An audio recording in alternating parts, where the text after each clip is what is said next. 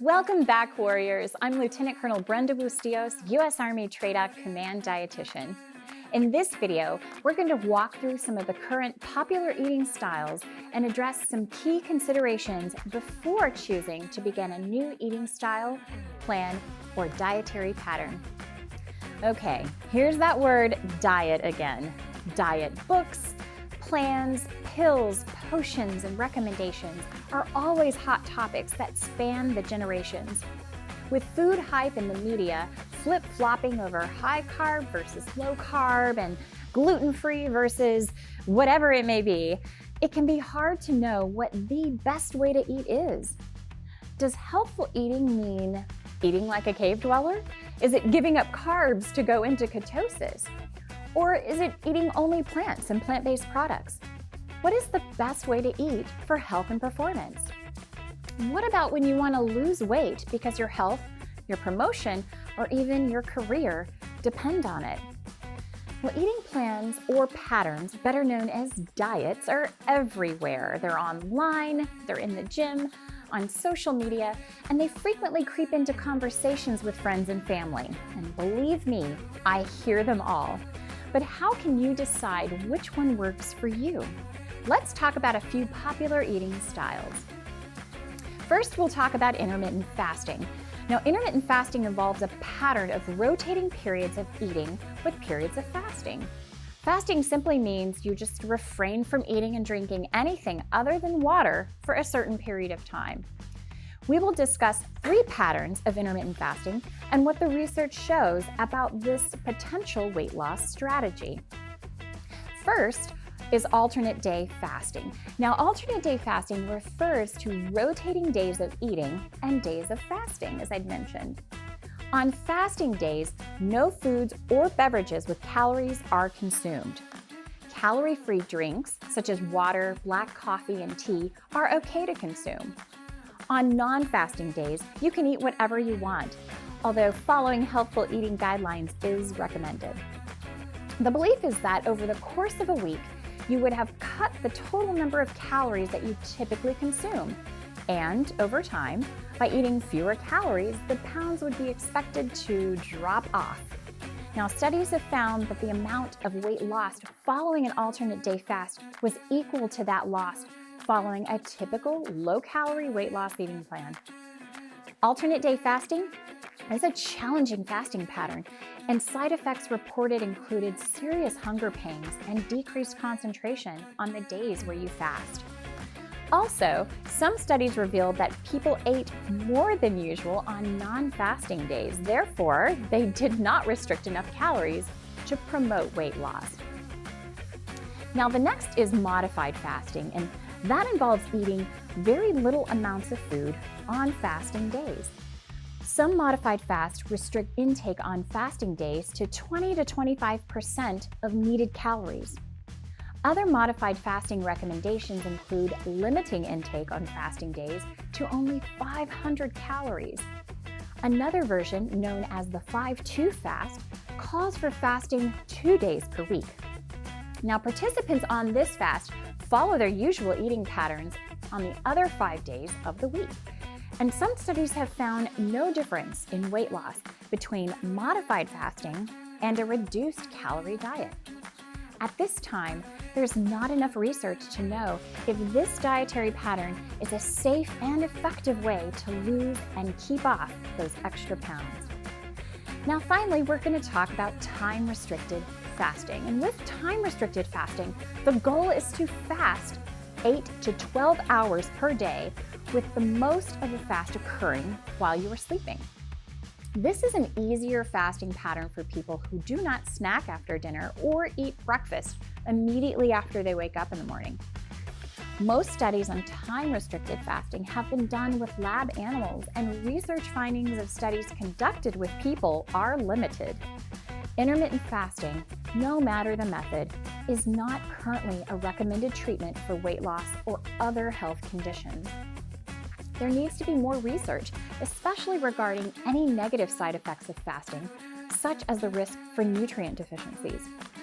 Intermittent fasting may pose a health risk for some individuals, so it's not recommended for people with diabetes, women who are pregnant or breastfeeding, and individuals with a history of eating disorders or disordered eating. Anyone considering fasting should first discuss it with a dietitian and a primary care provider, especially if taking medications that may need to be adjusted. Next is the Mediterranean diet. Now, this is a very popular eating pattern that has decades of evidence to suggest it's a nutritious and satisfying approach to eating. Following this eating style supports health and longevity and decreases risk of heart disease. It typically includes whole grains, fresh fruits, vegetables, legumes such as beans, peas, lentils, and peanuts, healthy fats, especially olive oil, nuts, herbs, and spices. It also includes small amounts of protein such as fish and seafood twice a week, and other proteins such as poultry, eggs, dairy, including cheese and yogurt, in small portions, either daily or a few times per week. This eating plan typically limits added sugars, desserts, and red meats, and there is a potential for excess calories because no specific amounts or portions are indicated within the plan. A Mediterranean eating style requires meal planning and cooking, which can take more time than you might be used to. A paleo or caveman diet includes variations of foods that were likely eaten during the Paleolithic era more than 2 million years ago. The focus is on eating fresh foods that Paleolithic or Stone Age humans would have hunted, fished, or gathered. Overall, this eating plan is high in protein, moderate in fat, and low to moderate in carbohydrates. The foods allowed in this plan vary, but the general focus is on lean meats, fish, eggs, low glycemic fruits such as grapefruit, apricots, and blueberries, vegetables, nuts, seeds, olive and coconut oils. This plan excludes whole grains, cereals, dairy products, legumes, white potatoes, alcohol, coffee, salt, canola oil, and most processed foods. Paleo requires meal planning and preparation of fresh foods. It often results in higher grocery bills due to recommended meats such as grass-fed beef, and excludes popular and common foods or food groups such as grains and dairy. The high red meat intake might adversely affect health, in addition to a potentially low intake of certain vitamins and minerals, such as vitamin D, B vitamins, and calcium. Next, we'll talk about plant-forward eating, and those patterns can range from including no animal products, known as vegan, to no animal flesh or meat, known as vegetarian, to those with limited animal products, known as plant-based or flexitarian. These patterns or lifestyles are increasingly popular for their health benefits and lower impact on the environment. They include fruits, vegetables, grains, legumes, in addition to nuts, seeds, and plant-based fats. Some individuals choose to include dairy, fish, eggs, or small amounts of meat or poultry, or all of these. Plant-forward eating patterns may exclude some or all animal products, such as meat, fish, poultry, eggs, honey, and dairy. Variations of plant-forward eating patterns may be low in protein or certain other nutrients, such as vitamin B12, vitamin D, and iron, if not well planned. Now, vegan or vegetarian products can still include processed foods. Now we're going to talk about keto diet. So ketogenic eating pattern focuses on high fat foods with moderate protein and low carbohydrate intake. Ketogenic plans have been used for years under medical supervision to treat specific medical conditions such as epilepsy. The goal of keto is to limit the intake of glucose by limiting the consumption of carbs and thus cause the body to use ketones from stored fat as fuel instead. Once stored glucose is depleted, usually after 3 to 4 days, the body begins to use ketones from fat as fuel. Now, the guidance on keto varies, but generally, 70 to 80% of calories come from fat, 10 to 20 from protein, and 5 to 10% or less from carbohydrate, which is usually less than 50 grams per day. Recommended foods include high-fat foods such as avocado, coconut, certain nuts and seeds, and some dairy foods such as butter and hard cheeses. Also grass-fed beef, free-range poultry, bacon, pork, wild-caught fish, eggs, tofu, and non-starchy vegetables such as cauliflower, broccoli, celery, and mushrooms, but also certain fruits in small portions such as berries, dark chocolate, unsweetened coffee and tea, and herbs and spices. Now, keto generally excludes grains, both whole and refined grains, also excludes added and natural sugars in foods and drinks, starchy vegetables such as potatoes and corn, most fruits, all fruit juices, and legumes. Keto can be difficult to maintain, especially long-term during extensive training or on a mission. You may experience symptoms of very low carb intake, such as hunger, fatigue, irritability, constipation, headaches, and brain fog. The limited variety in the keto pattern can make dining out socially difficult, and there are concerns that long-term use increases the risk of kidney stones and osteoporosis or brittle bones. With this dietary pattern, there are concerns about nutrient deficiencies if close attention is not paid to include a variety of food choices.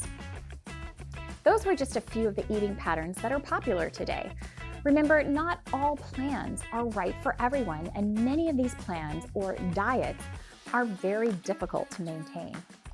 If you choose to follow a specific eating pattern, pay attention to how your body responds.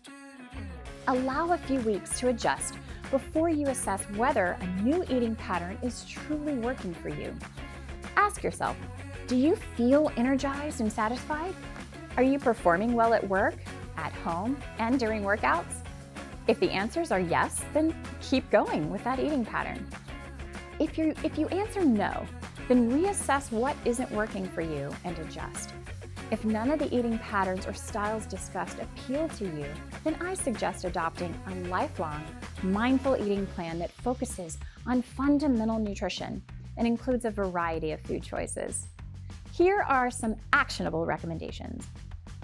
Eat whole foods, meaning choose foods that are minimally processed, close to their original state, or still resemble the original sources. For example, instead of applesauce, grab a bag of apples.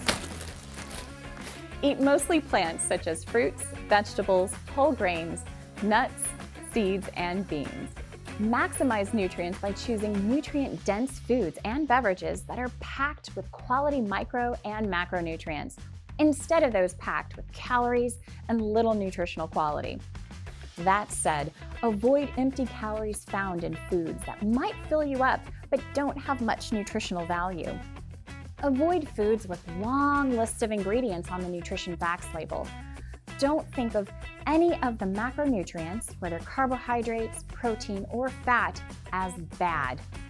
Eat enough food to give you the energy or calories you need to do your job, your fitness, and home and family responsibilities. Eat so you're satisfied, which means an amount and variety of foods that isn't too restrictive and doesn't leave you feeling hungry all the time, but also doesn't leave you feeling stuffed. Don't cut out all your favorite foods. Allow yourself a variety because no diet will last if you feel hungry or too deprived. Eat foods that make you feel energized, less fatigued, and foods that leave you with fewer cravings and support your health and performance. If you remember nothing else from this video, remember this: eat what works for you, not your neighbor, not your spouse, your boss, or your workout buddy. Set your mind to taking great care of your machine. It's the only one you're ever going to have, and it's beautiful. You can learn more information about eating patterns and plans by visiting with a registered dietitian. I also recommend you read more about this topic and others in the Warfighter's Guide to Nutrition at hprc-online.org. Did you enjoy this video? Then don't stop here. If you want to get the most out of your nutrition, then tune in to the next video in our series. Until then, I wish you health, happiness, and high performance.